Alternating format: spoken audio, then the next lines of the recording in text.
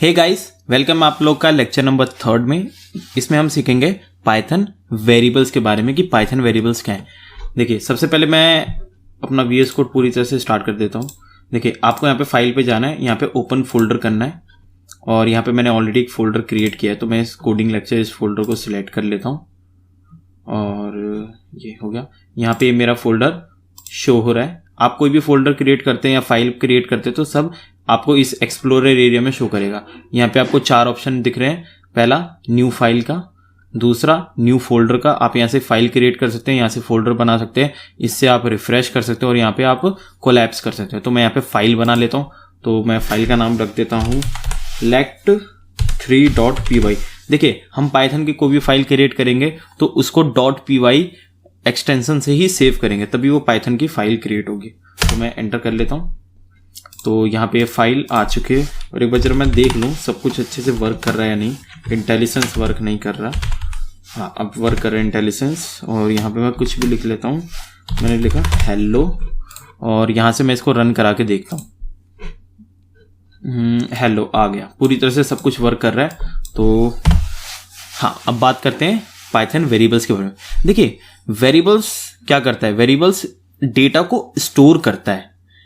कोई एक identifier create किया जाता है। आइडेंटिफायर क्या होता है? आइडेंटिफायर होता है कि हम किसी वेरिएबल का कोई नाम रख रहे हैं। हमने उसका नाम रखा, जैसे कि उडेमी नाम रखा, या फिर हमने कोई XYZ या फिर PQR या फिर कोई सिंगल कैरेक्टर से नाम से मैंने उसको इनिशियलाइज कर दिया, तो उसे हम आइडेंटिफायर करेंगे और उसके अंदर हम कोई डेटा स्टोर कर रहे हैं। वो डेटा लेटर हो सकता है, वो डेटा न्यूमेरिक हो सकता है, वो कोई डेसिमल टाइप का डेटा हो सकता है, वो डेटा किसी भी तरीके से हो सकता है। जो भी आप अपने कंप्यूटर में कुछ भी देख रहे हैं तो वो एक तरीके का डेटा है। देखिए, यहाँ जो कुछ लिखा है ये एक डेटा है, ये एक डेटा है, कुछ भी चीज़ें लिखी हैं वो एक डेटा है।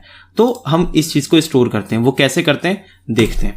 तो देखिए, जैसे C++ के अंदर हम कोई भी पाइथन के वेरिएबल को हम डिक्लेयर करते हैं तो उसके अंदर हम अगर कोई आपका न्यूमेरिक डेटा तो हम उसको इंट x = फॉर ऐसे करके हम इनिशियलाइज करते हैं। कोई फ्लोट डेटा है तो उसको हम फ्लोट करते हैं, कोई डबल डेटा है तो हम उसको डबल करते हैं, कोई स्ट्रिंग है तो उसको उसमें हम स्ट्रिंग लगाते हैं। लेकिन पाइथन में ऐसा कुछ नहीं हम करते। पाइथन में डायरेक्टली हम आइडेंटिफायर बनाते हैं और उसके अंदर हम डेटा को इनिशियलाइज कर देते हैं और उसके अंदर डेटा हम पास कर देते हैं। हो गया, वो अपने आप डिटेक्ट कर लेता है कि डेटा इंटीजर है, फ्लोट है या स्ट्रिंग है। कैसे करते हैं देखते हैं। तो मैंने यहाँ पर एक आइडेंटिफायर बनाया x = में 53। मैं थोड़ा जूम कर लेता हूँ इसको। देखिए, x जो है ना वो एक आइडेंटिफायर है। अब आइडेंटिफायर जो है वो कोई आपको कैरेक्टर ही रखना होता है आइडेंटिफायर, और इसके अंदर हम अंडरस्कोर वगैरह हम यूज कर सकते हैं। अंडरस्कोर के बाद कोई नंबर वगैरह यूज कर सकते हैं। इस तरीके से हम इनिशियलाइज करते हैं। लेकिन हम स्टार्टिंग में कोई नंबर नहीं लगा सकते। देखिए, यहाँ पे ये रेड कलर का आ रहा है ना, तो ये एरर है, ये एरर आ रही है। लेकिन हाँ, मैं अगर यहाँ पे अंडरस्कोर लगाऊं तो ये वैलिड है। लेकिन मैं कोई नंबर नहीं लिख सकता या फिर कोई स्पेशल कैरेक्टर स्टार्टिंग में नहीं लगा सकता, तो उससे एरर आएगी। ये देखिए, इस तरीके से अगर मैं करता हूं तो एरर आने वाली है। तो एक बार मैं यहाँ पे प्रिंट करा के देख लेता हूँ। यहाँ पे मैंने प्रिंट कराया x और 52 शो करेगा। देखिए, यहाँ पे 52 शो कर रहा है। तो ओके, तो इसने पता लगा लिया कि इंटीजर टाइप का डेटा है और इसने हमें कुछ भी इनिशियलाइज करने की जरूरत नहीं पड़ी, इसने अपने आप डिटेक्ट कर लिया। तो मैं काम करता हूँ y = मैं यहाँ पे 12.36 करके देखता हूँ और ये मैंने रेप्लिकेट किया। यहाँ पे लिख देता हूँ y 12.36। इस तरीके से देखिए, यहाँ पे पूरी तरह से शो कर रहा है।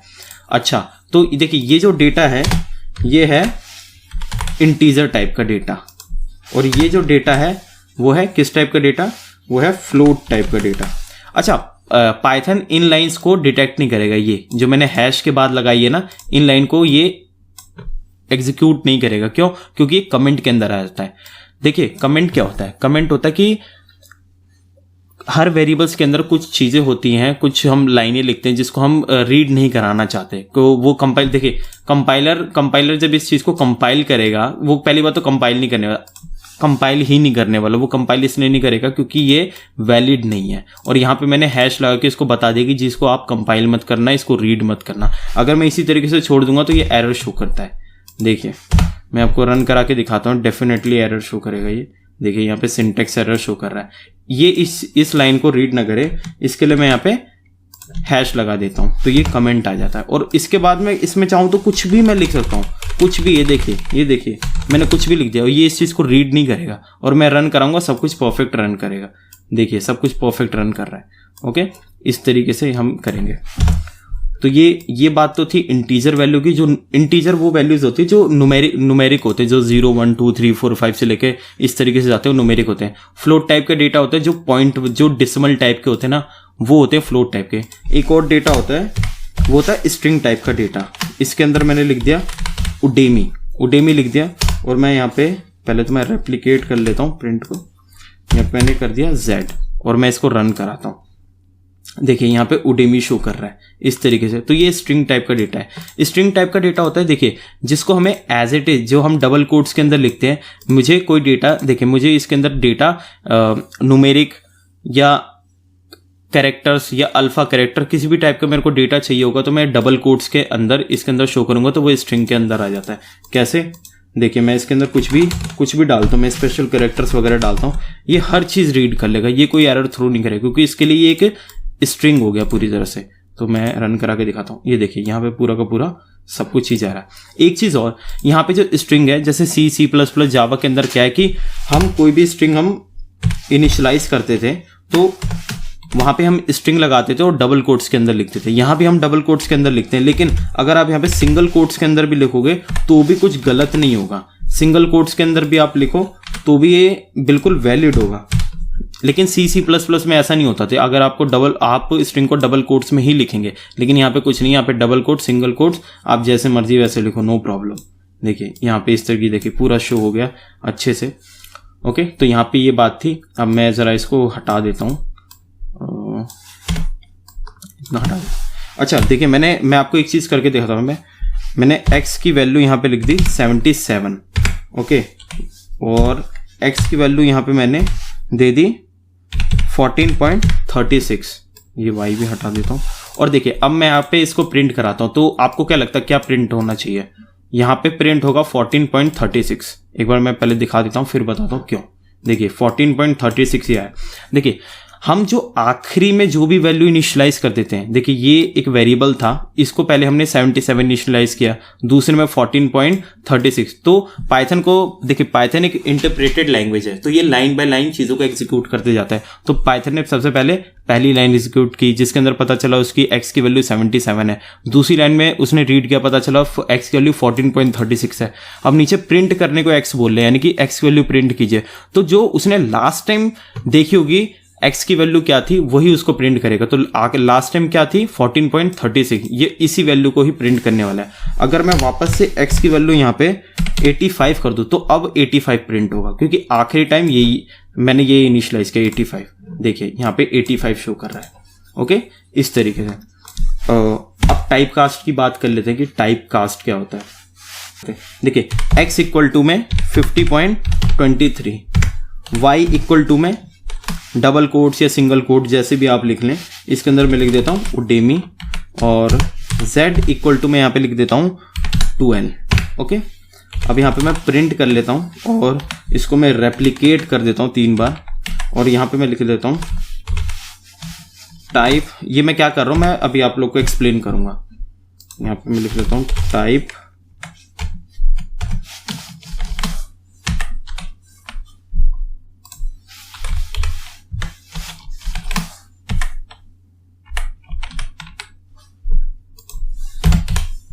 ये मैंने लिख लिया।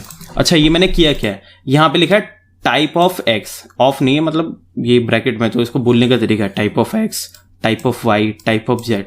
देखिए मैंने तो आपको बता दिया कि ये फ्लोट टाइप का डेटा है, ये स्ट्रिंग टाइप का डेटा है, ये इंटीजर टाइप का डेटा है। लेकिन अगर आपको वेरीफाई करना है एक बात कि जो मैं कह रहा हूँ वो सही है कि नहीं है, तो आप ये लिख के आप ट्राई कर सकते हो कि ये टाइप ऑफ ये किस टाइप का डेटा है। ओके, तो मैं आपको दिखाता हूँ। देखिए एक्स जो है वो फ्लोट है, y जो है वो स्ट्रिंग है, और 12 जो है वो यानी कि z वो है इन टाइप का डेटा। तो मैं आपको रन करा, देखिए पहला फ्लोट है जो कि सही बात है, और दूसरा स्ट्रिंग है, हाँ जी स्ट्रिंग है, और तीसरा इंटीजर है।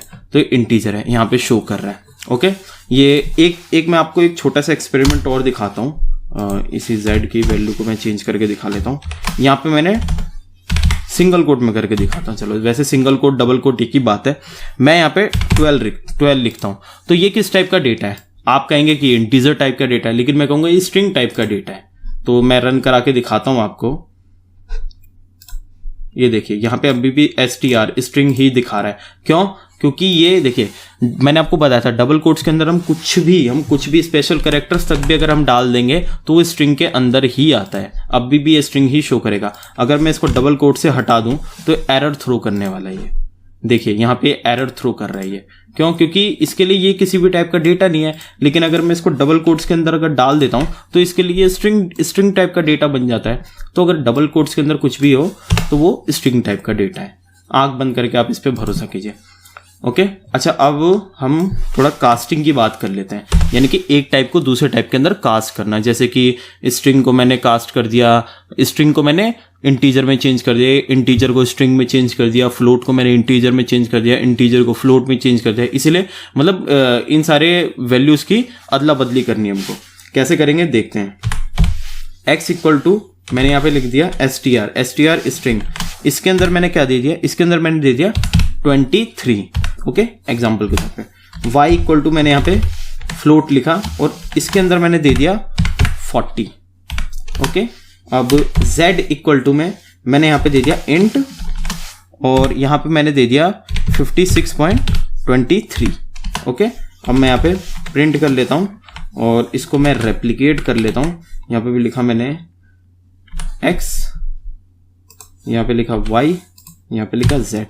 अब देखिए मैं एक चीज आपको बताता हूँ। देखिए आप यहाँ पे सबसे पहले x की वैल्यू, यहाँ पे x की वैल्यू क्या है, ये इंटीजर टाइप का डेटा है, लेकिन इसको मैं चेंज किस में कर रहा हूँ, स्ट्रिंग में। तो ये यहाँ पर स्ट्रिंग के अंदर इस डेटा को प्रिंट करेगा।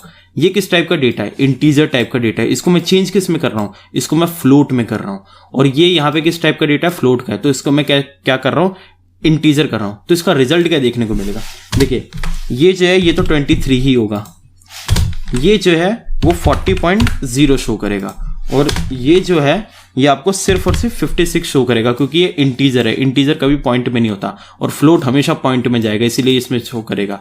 और ये स्ट्रिंग है तो स्ट्रिंग इस टाइप का ही ये स्ट्रिंग की तरह ही काम करेगा। स्ट्रिंग की तरह मतलब जैसे हम डबल कोट्स के अंदर कुछ भी लिखते थे ना, तो ये है। ये अब ये मत समझना कि ये नंबर हो गया, नहीं, ये स्ट्रिंग टाइप का डेटा है। तो मैं आपको दिखाता हूँ, यही आएगा। देखिए पहला 23 आया एज इट इज और ये 40.0 एज इट इज और ये 56 आया। देखिए इसने पॉइंट के बाद की वैल्यू को निगलेक्ट कर दिया। क्यों?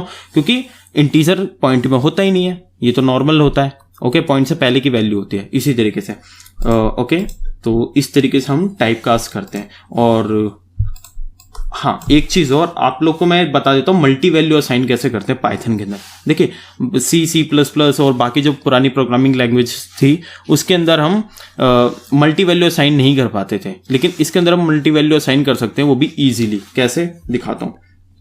देखिए मैंने a equal to b equal to c equal to इसकी वैल्यू मैंने दे दी जैसे 45 और मैं यहाँ पे प्रिंट कर देता हूँ और यहाँ मैं रेप्लिकेट कर देता हूँ a की वैल्यू, b की वैल्यू और c की वैल्यू। अब मैं इसको प्रिंट कराता हूँ। देखिए सबकी वैल्यू 45 शो कर रहा है, तो इन सबकी क्या हुआ, a के बराबर b हो गया, b के बराबर c हो गया, c के बराबर 45 हो गया। तो इन सबकी वैल्यू एक बराबर होगी और यहाँ पर ये इस चीज को शो कर रहा है। एक चीज और मैं आप लोग को दिखा देता हूँ।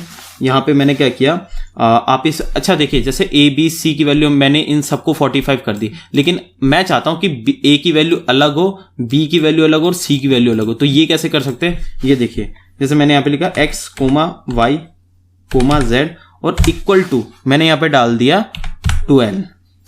ओके इसके बाद मैंने डाल दिया 52.45 और उसके बाद मैंने डाल दिया डबल कोट्स में उडेमी।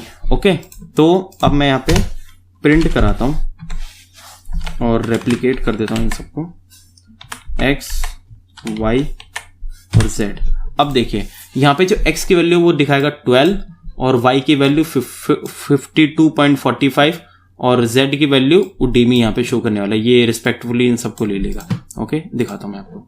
देखिए आया ना, ये रहा 3, पहला 12 ले लिया, फिर 52.45 ले लिया और इसके बाद उडेमी ले लिया।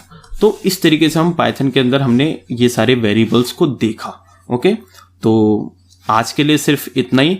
अब मिलते हैं नेक्स्ट लेक्चर में, तब तक के लिए थैंक यू।